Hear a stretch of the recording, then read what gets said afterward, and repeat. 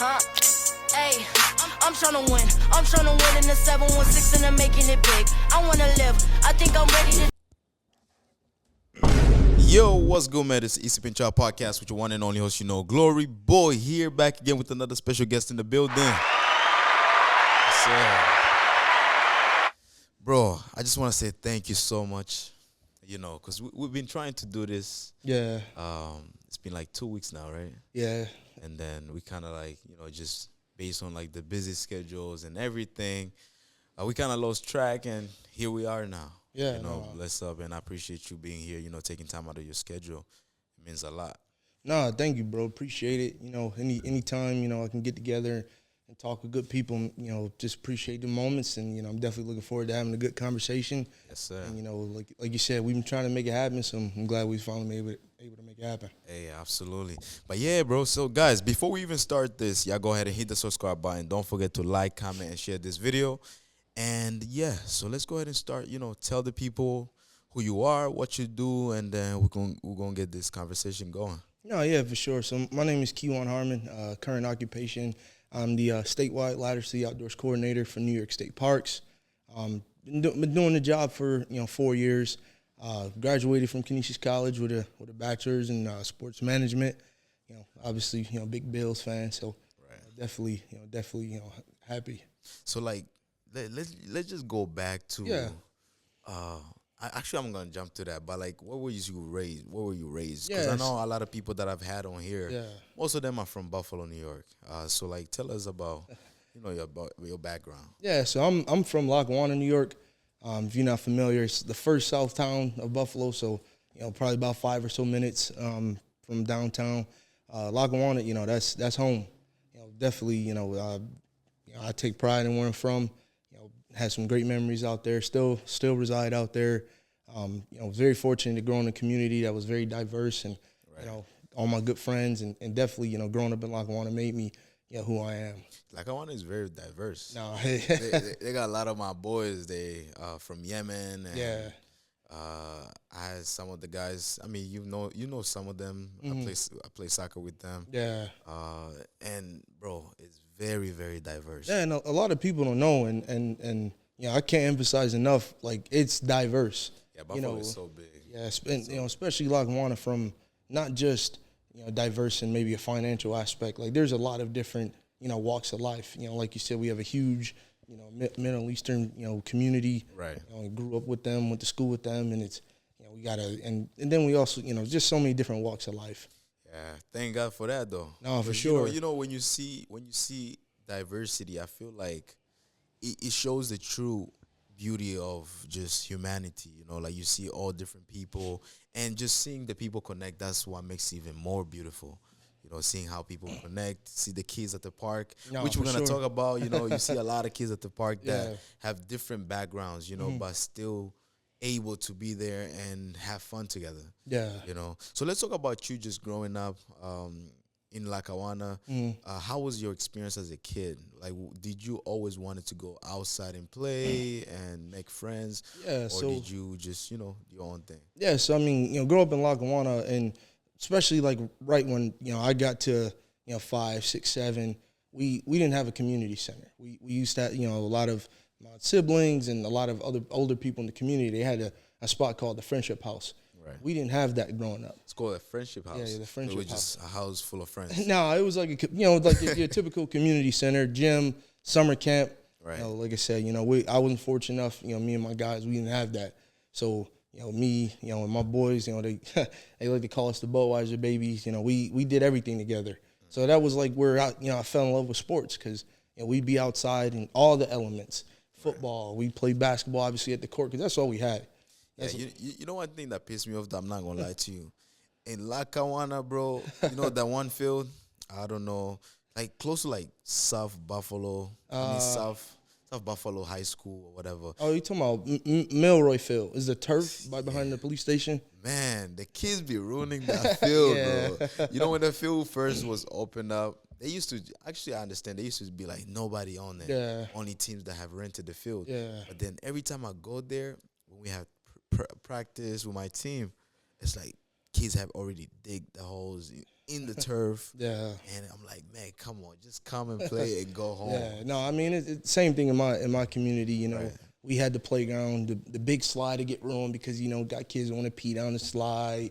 So, so it's just all those like little silly things that kids do. That's Right. that's just a community you grew up in. Growing up in Lackawanna, like I said, we didn't have much resources, so we made the best of whatever we had. And my dad was definitely pivotal in making sure that I stayed active, getting in summer camps, going to the YMCA and doing whatever because we didn't have that in Lackawanna. And like I said, me and the boys, I mean, we played. We had hockey.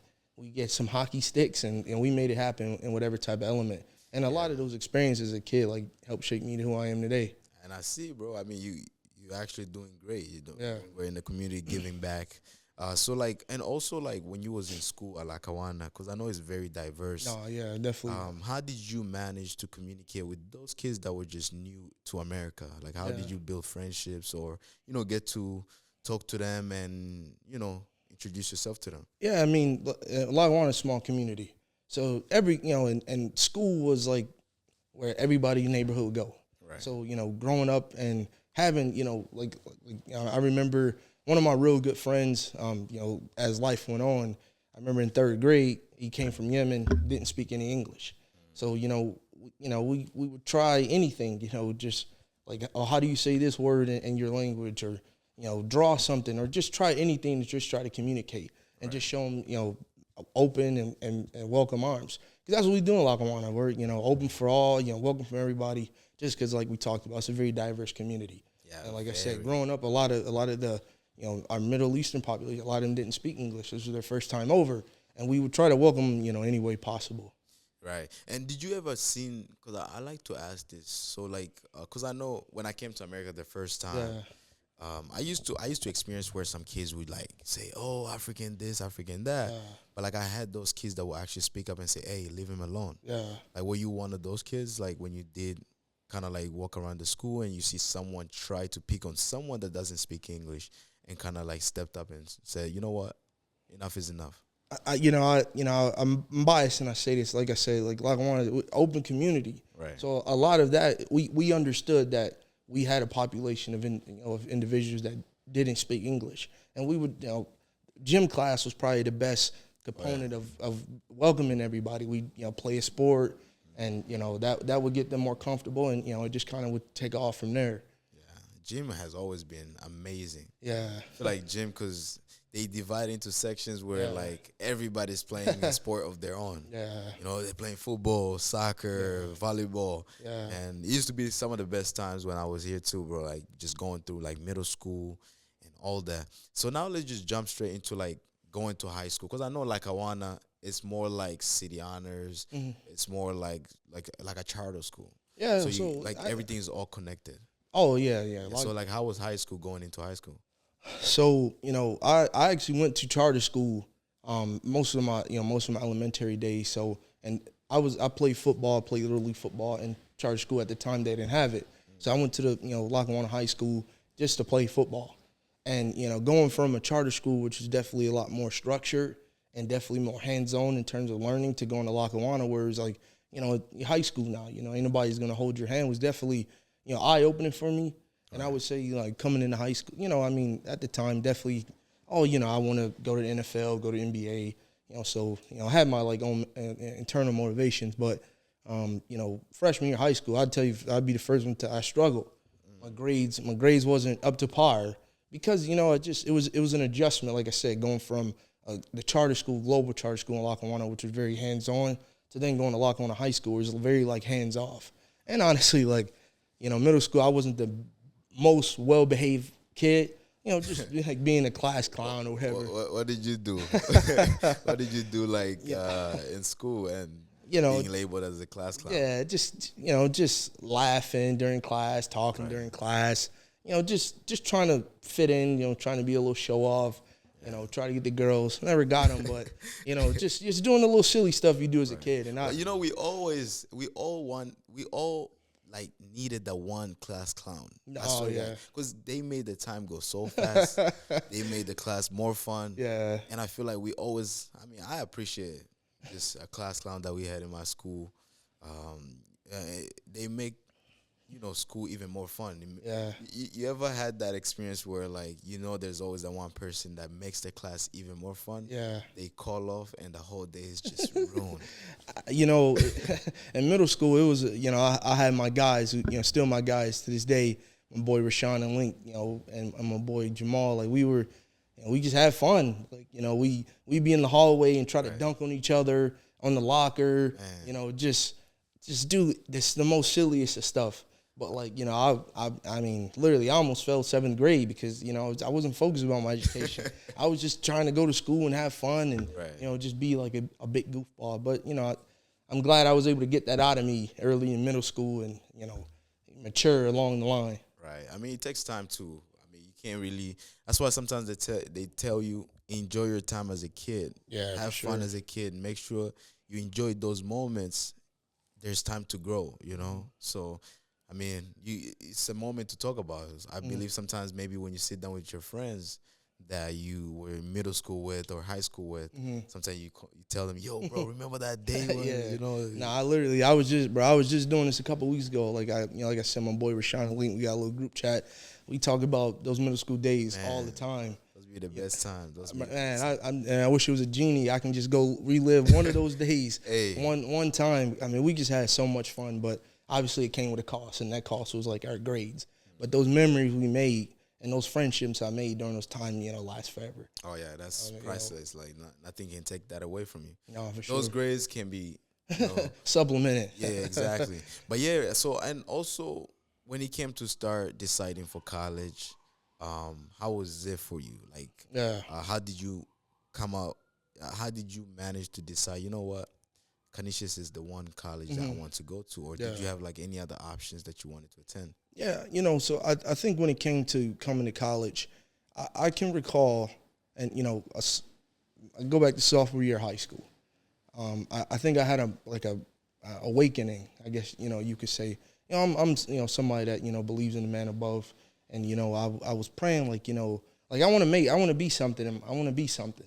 And I remember sophomore year in high school, like literally one random night, just got up in the middle of the night, on my phone, and I remember watching Eric Thomas, the motivational speaker. And the one thing that and it just stuck with me, until you want to breathe as bad as you want to succeed, then you'll be successful.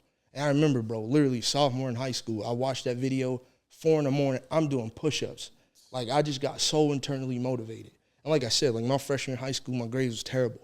And then too, I got injured in football, and then but ever since I watched the video sophomore year, grades, I became a 90 student. I went right to A's, and that started the internal motivation of when I leave high school, like I want to make something happen.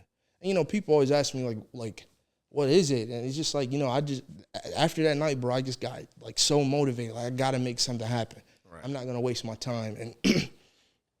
And I think the next phase for me, I was having good grades. And, one thing I was seeing, like, as I was in, like, junior year, senior year of high school, like, a lot of, like, our teachers in Lackawanna, a lot of administrators are at Canisius. And I'm like, I see people doing all right for themselves, so, like, let me just think about Canisius. Right. So, another kind of awakening moment I had, going into senior year of high school, I was invited, by a guidance counselor, Mr. Zaid, somebody near and dear to me, still talk to him to this day, somebody definitely looked out for me. He took me to, the local Legion post, and they took me out to SUNY Morrisville for this thing called Boys State. And Boys State is basically around the New York State. They take about 2,000 young men from all different, from Long Island to Niagara County. Is it like diverse as well, or just minority? No, I would want to say it was probably out of the 2,000, it probably was about no more than 15, minorities there the whole time, which is fine. I don't see things that way. Oh yeah, same here, bro. I mean, we went to Canisius. Yeah, so it literally things Canisius that it was literally just like that, bro. Right. And how was that for you? Just to talk about Boys State a little bit more, I was able to go there and have life-changing experiences. And I felt like that was another phase for me, an awakening.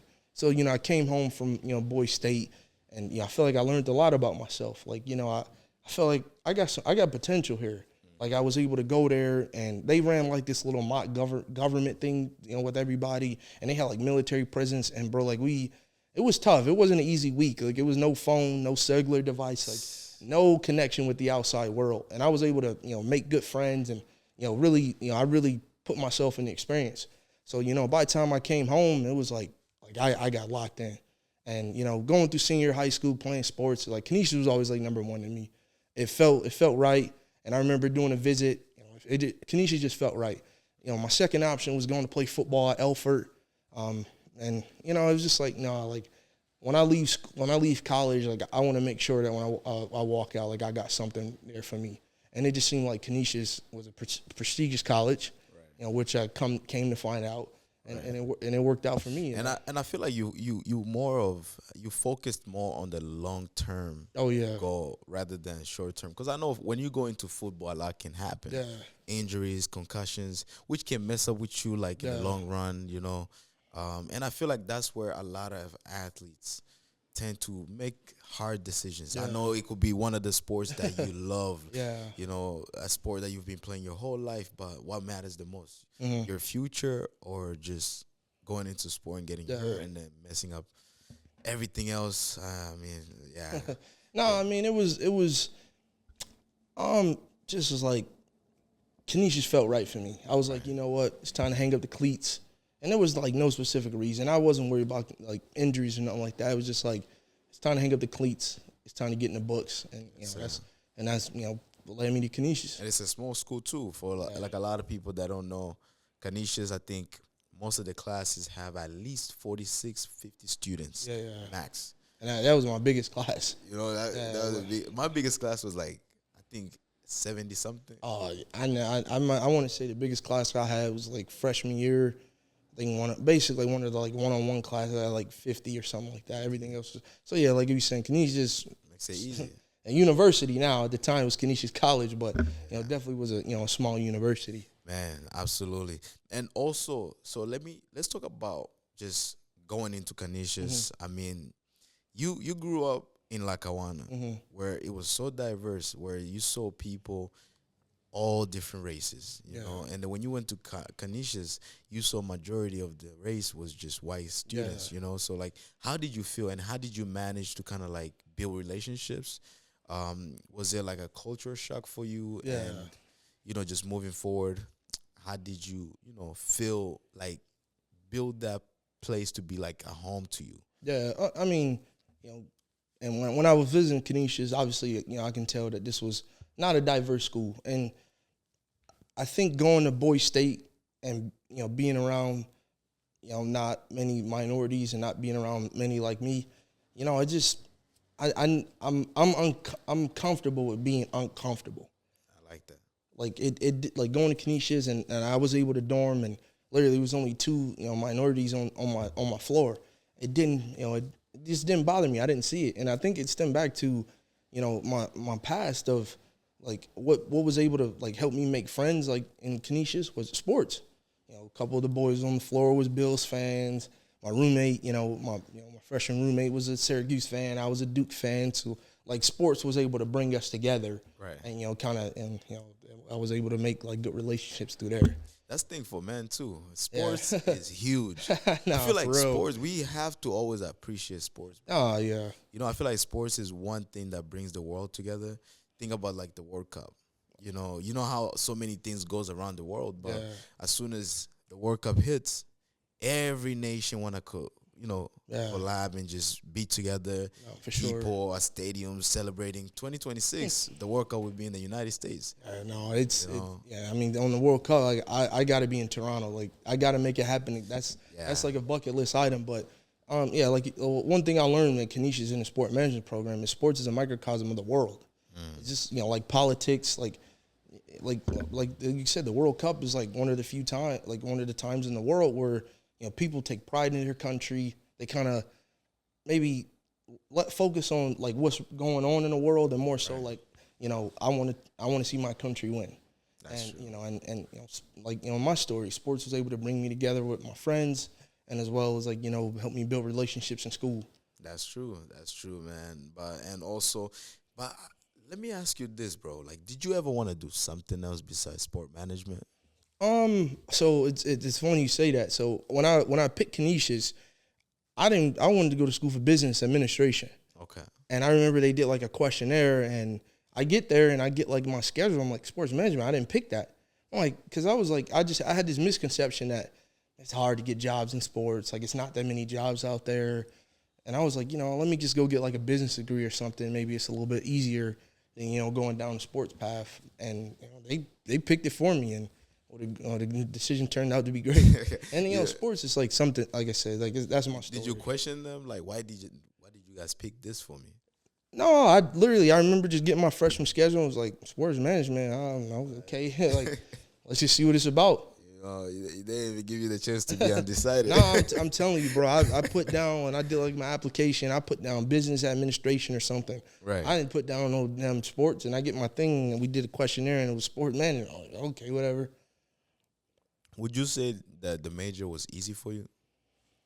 Yeah, like, so that I think, and that's one of the good things about the sports management program, and with Dr. O'Rourke, who leads the program. The schoolwork was easy. The book stuff, that was easy. All the sport management classes was easy.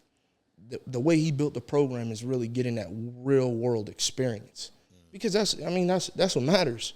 I mean, obviously, we had classes and we had to do a lot of work, but all of our professors were professionals in sports. So we got real hands-on advice and learning experiences from a lot of our professors. And I always tell students, if you want to go to sports, go to Canisius, because what Dr. O'Rourke doing there is second to none. Doing his thing, man. And then that's where you actually ended up working with the Bills. Mm-hmm, yeah. So let's talk about that.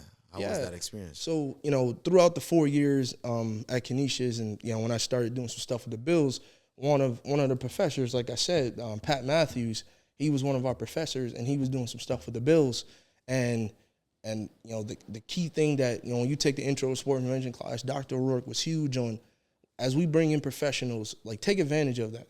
Like, talk to them, get to know them, see what can happen. And I remember I took Pat was teaching the practicum class where you had to get like 250 hours of field work, and I reached out to him and I was like, hey, like, can I have some of your time? And I remember he invited me out to the Bills Stadium, and I was able to build a personal relationship with a mentor.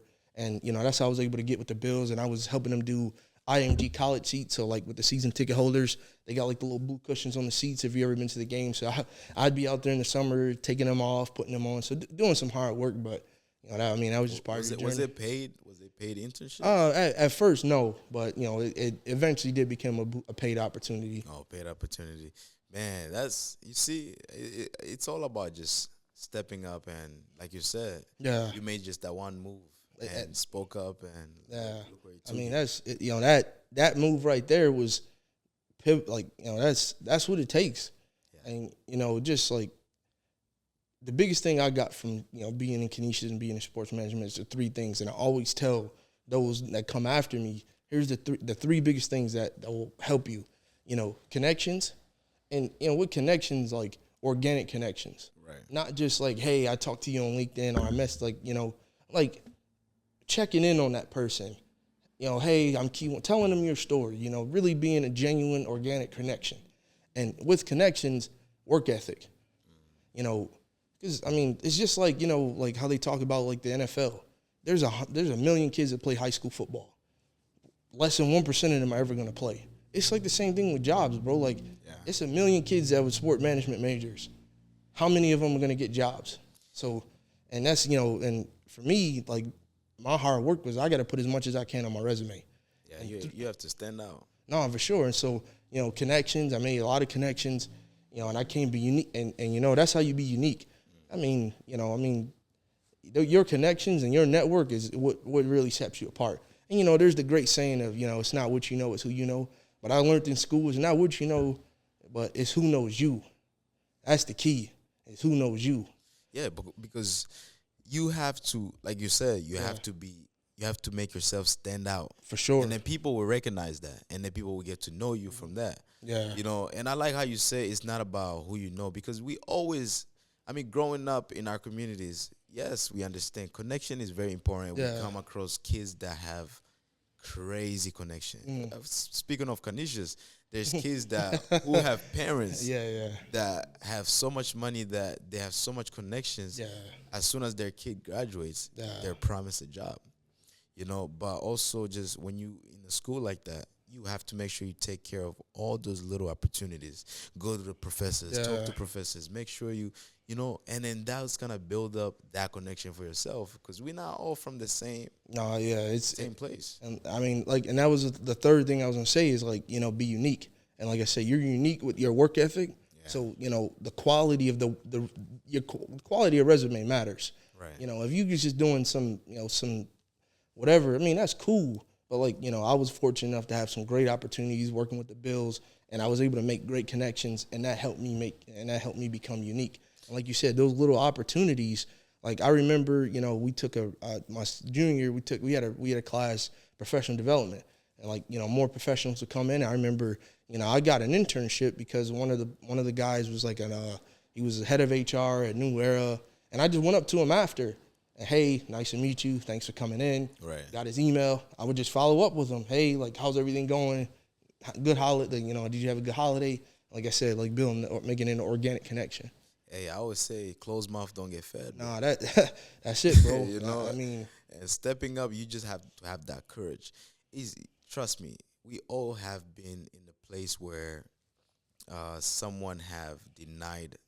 Oh yeah, us, you know, we all have been in a place where we've been rejected, you know, so like nobody's perfect. No, you know, there has been millionaires that go and try to talk to someone that's not even a millionaire and get rejected because it's just how life works. So don't be afraid to be rejected. And I think that's to the point of who knows you. Who knows you, right? You know, and that's part of building connections. And with building that connections, you want to get it to the point where that person's willing to vouch for you. And vouching for somebody is a big thing, bro. All right. A lot of people don't understand that. Like, if somebody's willing to put their name on you and put you out there, bro, like, that's an honor. But, like, you got to hold that. That person got a lot of respect for you. You got to hold that. And that's definitely something I definitely valued. If anytime somebody's willing to put, you know, their name out there for me, you know, I was always appreciative. It's that reputation, man. Nah, for sure, bro. They're putting their reputation on the line for yeah. you. So what are you gonna give back? Just give back. Yeah. Just your best self, you know. But yeah. So and also then let's talk about because coming from sport management, going to the Bills, and now being able to work with your company, which is I believe Ladder of the Outdoors. Yeah, Ladder of the Outdoors. How did that come about? How did that even start? So it's a very unique story. So I graduated from Canisius in 2020. You know, obviously we were dealing with a pandemic, uncertain times, and right before the pandemic and things went crazy, I was an intern at New Era doing NFL marketing, and literally like right before everything went crazy, there was a position that it became available up there, and I was just getting ready to interview for it. And then I was interviewing with the Charlotte Hornets to go work in the NBA. And I just had my second interview. They were ready to send the offer. Literally, this was like beginning of March 2020. End of March 2020, I was sitting home from New Era, never heard from the Hornets again, bro. So, graduated, finished up school, all virtual, whatever, for the last couple of months. And literally, I spent every day in 2020, bro, like in the summer, like looking up LinkedIn, Indeed, whatever. And I just remember But speaking of the Hornets, how did that make you feel? Did that kind of like give you that push, or did that discourage in some way? I mean, it was. I'm very thankful. I understood it was uncertain times. Right. We had never experienced something like that in our life, and a lot of companies were figuring it out. And obviously, in them times, a lot of companies' staff was furloughed, so it was just like. I'm like, damn, like I was discouraged, bro. Like I just worked, my ass off, for 4 years doing whatever I can to get to that moment, to get that job offer, and to be finally there, be at that finish line, and then have it all taken away by things I couldn't control. Can't control, bro. It was just like, damn, like what am I gonna do, bro? Like, and so like I said, I was looking on every possible job site there was, editing my resume, building up cover letters. There was nothing out there. And like literally, bro, one random day in July, it was like right after July 4th of 2020. I just came back from Chicago, and I saw like Ladder of the Outdoors. what the hell is this? I don't know. And it was like 30 days late. I'm like, damn, I probably missed it. I'm like, let me just apply. You never know what comes out of that. I applied, put my resume in on Indeed. Probably a couple days later, they reached back like, hey, we loved the interview. We loved it, and I did the first interview, virtual interview, met with a couple folks from here in Albany, and and it seemed like the job and like reading it was like, this program had never been built before, so it wasn't an opportunity walking into something that was already established and maybe somebody had left. Like, this was something that got to be built from the ground. And two, like, it had the community aspect. Like I said, bro, like where I come from, we didn't have a lot of resources. And I've always wanted to give back to my community. Always wanted to do whatever I can for my community. So, I had the second interview, and I was very fortunate enough to get the job. And I ended up finding out later down the line that I only got the second interview because somebody else they wanted didn't schedule. They didn't schedule that second interview. And then, and I had, and even when it came to getting a job, I had two of my, bosses now, like, really vouch for me because they had saw that I worked at New Era. They saw that I did some stuff at Delaware North. And then the Bills, they're like, this kid's worked for. In Delaware North, you was a supervisor. Yeah, I was a supervisor at the arena, and then I was a supervisor up at the restaurant in Niagara Falls. And they were like, this kid, he's worked at the three biggest companies we got here in Buffalo. Like, we got to give him a chance. And they told me, like, I was the one person that, like, looked the commissioner at the time, Eric, in the face and, like, just didn't seem, like, intimidated by it. And they can tell that I was very passionate about what I want to do. So September 28th, I was able to start my job. Wow. That's amazing, bro. Yeah. How did you deliver the message to your family? Because I know, like you said, coming from not having so much, not having a lot of resources, not having the ability to give back to the community. Yeah. And then also retrieving all those things. Mm-hmm. Like, how did you deliver that message to the family? How did they react? I mean, I would definitely say getting that offer probably. I remember getting a call. I was on the track. I was, like, working out or whatever. Like, when we was in the pandemic, it wasn't much to do. And, man, it's just, like, it was, like, I wanted to be emotional about it. Because it's, like this, like, I got my opportunity I've been looking for. Yes, sir. But that emotion turned real quick, calling my parents and letting them know. And my parents always been, like, super happy, very supportive of me. And, and I'm like, it's like a flip switch. Like, this is it now. This is what you've been waiting for. We going to celebrate for 24 hours, but, there's work to be done. There's work to be done. And you mentioned that when you first walked into the company, there was things to be built. Yeah. So what are some of those things that needed to be built and focused on? And how much work did they give you when you first walked in? So, I'll just give you a little background to the building of the program. So the Lighters G Outdoors program, our previous commissioner at New York State Parks, he was very passionate about opening up access to our parks across the state. And through NHT, which is the National Heritage Trust, which is the public benefit corporation for New York State Parks, they was able to partner with the Wilson Foundation, which the Wilson Foundation, they sold the Buffalo Bills. They put like $1 billion in the trust. And the NHT and State Park was able to partner to create a public-private partnership to secure a grant from the Wilson Foundation to start this Lighters to the Outdoors program with the goal in mind of knocking down barriers and open up access for our kids from underserved communities and disadvantaged communities and urban and rural populations and bringing them into parks. And, bro, literally my first day, they gave me a budget and figure it out. Yeah, would you discuss the budget or no? Well, yeah, I mean, they gave me the budget, bro. They was like, hey, like, here's the money we got from the grant. Figure it out. Was it like a lot of money? Yeah, bro. It was over $800,000. And I literally. They just give it to you and say, figure it out. Figure it out. Figure it out, way. bro. So, like, did you have people in your team that you had to figure out together, or it was? Well, so I mean, my boss, she does other stuff, but she was very supportive of me. But that, and I understood that going through the interview process, like, you got to build this, and I mean, it was a perfect match, I think, for them and me, a young man who was super motivated and passionate about giving back. And like I said, bro, they gave me no manual, nothing to rely, like, just figure it out, bro. And I made, figure something. Literally, bro, from the logo I got on my sweater to the mission statement, the programming we do, all that. I had to figure it all out. Man, shout out to you, bro. Thank you. It takes a lot of courage too, and plus it's a huge risk. No, for sure. Because people having trust and putting that much money in your hand. Yeah. it's like it's for you to take that risk.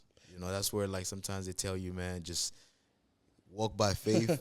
Yeah, no, I mean, and not by sight. especially for state parks, which is such a huge agency, Hey. to believe in a 21, about to be 22-year-old with this one and first time program and build it out with that amount of money. Hey. I mean, they really trusted me, and you know, I wear that on my sleeve. Like, these people trusted in me, and I have to continue to make sure that I, you know, make sure they know that I'm thankful and I'm appreciative, and, you know, forever want them to know that they made the right decision. Absolutely, bro. So, and I want to ask you, like, what was the first thing when you did receive that grant? What was the first thing that was in your mind that you just started at that point, and how did that go for you? You know, so, you know, like I said, starting at that time was a pandemic. So a lot of schools, community groups, they were in uncertain times too, and they weren't doing any programming, nothing. So it was, what can I maybe build on the back end? What fundamentals and what foundation can I build so that when it's time to outreach and connect with the community, it's a lot easier of a transition. So I spent a lot of time. So like I said, I started in September, end of September. I spent a lot of September, October, just building up fundamentals and processes for this program. And then, you know, I was and shout out to Project Play Western New York, who's a national coalition we have that bring a lot of organizations, community organizations together. Right. It's like a coalition to help, you know, connect. I was able to talk with them, and they were able to connect me to a bunch of different people. And, you know, like I said, shout out to Bridget Nyland. She was able to connect us with Breaking Barriers of Buffalo, and Daniel and Tommy. And we were able to have our first program with them on November 7th of 2020. And, you know, we were able to do a guided hike around Whirlpool. Like I said, bro, like we had to do something outside. The resources and, you know, opportunity was limited because of the pandemic, and like we were still living in uncertainty. So like I said, the first few weeks on the job, it was just let's build the foundation. Let's build fundamentals for this program. So when I do outreach, you know, I have something that's, you know, easy to transition. Building a brochure, you know, building out some things or whatever. Man, that's a lot, bro. Yeah. That's a lot of things. That's a lot of things. And did you ever feel like you was missing out time spending with your friends? And did that kind of like also bring some sort of like stress, you know, going through depression and all that? Did you ever feel like that or no? You know, I'm one of the people where I'm very fortunate to have a wonderful support group around me. I always tell people I wouldn't be who I am without the people around me. So when I started my job, bro, I had great support from my friends, my family, you know, my partner and everything.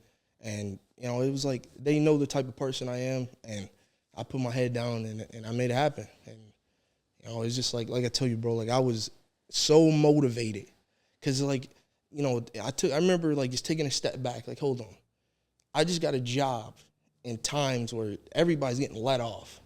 And then later finding out, like, you know, I only made it to that second interview because somebody else didn't schedule it. So it was just like everything was against me, and I was able to make something happen. And like I said, I got to wear that. Like, I got to wear that on my sleeve, bro. I feel like Tom Brady getting drafted in the 6th round. It's like I got that chip on my shoulder, bro. You have to, bro. You have to. And sorry to be off topic, but Tom Brady was drafted in 6th round? Yeah, bro. Was it pick 199? Wow, and he became one of the greatest quarterbacks in history. You know, and I didn't even know that. And if you think about it, bro, a lot of people that end up becoming successful, they have that chip on their story, you know, on their shoulder, and they have, and that was my chip, bro. The pandemic came in, and I know it was very unfortunate times, and it was bad for a lot of people. Right. But, you know, I had opportunities right there for me, and it was taken away. Yeah, and but you're doing a great job with that opportunity. No, I know. Thank you, bro. Because I remember I was working with Gloria J. Parks. Mm-hmm. Yeah. We met at this one park. So how far do you go in terms of like the parks? Because I know New York State is a big state. Yeah. But like, how far do they give you to kind of like, you know, manage all those places? So my first 2 years, I was the regional coordinator for the Niagara region. So State Parks has 11 regions. So Niagara and Erie County. So Buffalo, Niagara Falls is our Niagara region. So I was tasked with, you know, connecting with as much communities as possible within those regions. And then after about 2 years, they saw the success that I was able to build in the communities and you know, working with Gloria J and doing all the great things that we did. They was like, we want to promote you to help build this program across the state. Wow. So I was, you know, we were able to work with our central region. It was like Syracuse, Binghamton, Utica area, and build a program out there. So I was able to be promoted to statewide coordinator of the program. And, and now even so, it's like I'm working across the state with all of our regions, and I'm tasked with building out this program across the state. We had the conversation last time I saw you actually at the camping. And I asked you, like, bro, do you, like, drive all over the state? Yeah. You say, yeah. Yeah. Like, how is that for you, though? Like, how do you even get to spend time with your family? And yeah, no, I'm fortunate enough that I don't have kids or anything like that. But, no, it is, New York State is a beautiful state. And, a lot of people think about New York City and, the wonderful things about there. And then all of our metropolitans, Buffalo, Rochester, Syracuse, and Albany. But just working for state parks and being able to travel around, bro, we have some beautiful parks. Like one of my favorite parks is like Green Lakes in Syracuse. The lake is green. It's like that crystal clear turquoise water that we see like in the Caribbean. And then like my absolute favorite park is Bear Mountain State Park. It's down in the Hudson Valley, about 40 miles or so from. And so many parks. Yeah, bro. I'm learning the state all the way from Albany. I call it like down to 90. So I got the 90, all the signs as you driving like down pat. So you can literally drive with no GPS. Yeah, I can go to Ithaca, Hudson Valley. I don't need a GPS. Wow. And it's funny too, because like I've always been good at like navigation and geography. I don't know, I just I have that good photo memory when it comes to like driving. Right. So like I just get in the road, I know where I'm going. Shout out to you, bro. So like, and how do you interact with like groups of kids and organizations that do partner with you guys? Yeah. Like, how do you interact with them, and how do you manage to kind of like secure their safety? Because I know when we was there, like at the camping with Gloria J. Parks, you came in at night and told people, make sure you don't do this. There may be bears around or whatever. Yeah. But like, how do you manage to secure the safety? Being in the community of high poverty, there's always people that want to come and provide opportunities, but they want the photo op of it. And it was something I took very personal. When I connect with our communities and bring these underserved groups into our parks, I want them to know this. I want this to be a personal experience for them. Right. And that's why I would like make sure to go out my way to. If we had a group going down to Allegheny like you guys did, I make sure to come down there, go through, whatever, just because I know when it comes to parks, a lot of our kids, they know the playground or their local parks. But going to state parks, like going to Beaver Island, going to Allegheny where there ain't no phone service, that's a psychological warfare for a lot of these kids. And a lot of adults too, like a lot of the adults and groups we work with here in Buffalo, a lot of them never been to the parks. So I would just try to make sure that I can, the best way I can, provide that comfortable. And that's what Ladders to the Outdoors mean. We wanted the community we work with and Buffalo, we want them to come to Beaver Island, go to Niagara Falls, go to the more not as nature-y parks so they can, build that prong before we send them down to Allegheny so they can get comfortable being nature. And I like to say, nature is one of the few safe spaces we got left. But it's like, in disadvantaged communities, it's like a psychological warfare when it comes to going into nature, especially if you grew up in Buffalo, all you know is urban. You don't know what it's like to be out in Allegheny with no phone service. And man, I remember them kids, they were like, they got Wi-Fi in here? Yeah, nah, bro. Nah, that is as rustic as so you make sure that the kids have that best experience in nature. Yeah, and I want to make sure we build them up with different programs at some parks that's not too far, so it's comfortable for them. Like a cool project we did out in Syracuse, we built a cabin with our Ladders program out there. In Green Lakes, like I was saying, one of my favorite parks, only like 15 minutes from downtown Syracuse. And the whole idea of we want our kids to get comfortable with camping, but them knowing, hey, I'm 15 minutes from Syracuse. I'm 15 minutes from home.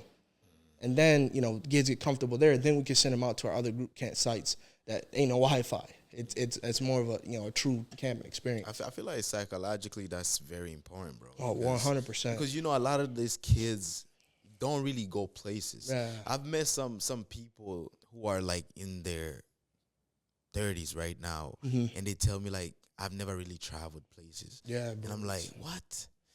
So like when you put those kids in spaces where they're able to travel, especially also allowing them not to be so consumed by the social media and all that, and just observe nature and enjoy nature for what it is, I feel like it's very important for their mental health. No, You know, it gets them 100%. away from all the negative things. 100%, bro. Like I said, nature is one of the few safe spaces we have left. Yeah, most definitely. And since I started the job, one of the biggest surprises to me is the amount of kids that never been in Niagara Falls that live in Niagara Falls. They live within a couple miles, a nice 20, 30-minute walk. And if the school doesn't take them to Niagara Falls, a place where millions of people come visit every year, it's like an invisible barrier for them. They don't go. Right. And just, I'm like, wow, you guys never been? Like, you would just think, like, you know, you just have that stereotypical mind, oh, they've been there, they live there. Right. And, you know, it's like, damn, like, and that was something I was like, I got to make sure I get every kid in Niagara Falls that we can work with to Niagara Falls so they can have that experience. You're doing a great job. And so my last question to you is, what message would you give to the youth? You know, because I know you've actually worked your way up to where you are right now. You've faced different things, obstacles in terms of like COVID coming in the way of you having one of the biggest opportunities working with NFL. Yeah. You know, and then now you're switching careers and now just being a coordinator for the parks and so on. Like, what message would you give them in order for them to, you know, stay consistent and just never give up? You know, my thing is, I like to say, chase what you're passionate about. And I mean, I know nowadays everybody wants to chase the money, everybody wants to make the money and do all the great things in the world, but you know, there's a lot of people making a lot of money, bro, that's not happy. And you know, I always tell the youth, if you're passionate about being a teacher and working with kids, go do it. Because at the end of the day, you'll be happy about the work you do rather than the money you make. And I know that's getting a lot harder because of, you know, inflation and everything, but you know, I was able to, you know, end up right where I wanted to be. I always wanted to give back to the community, and maybe working for Charlotte Hornets maybe wouldn't have worked out for me, but you know, but thanks to the man above, I was able to get my, you know, where I wanted to be. And I always tell people, chase what you're passionate about. Whatever you feel like in your heart, that's what you want to do. You go do that. Yes, sir. Because you'd be happy about it at the end of the day. You know, you can go work a job, make 6 figures, and you're miserable, got no life. But if you're doing something making $50,000 and you're happy and you got real impact and you feel in your heart, you living a good life, bro.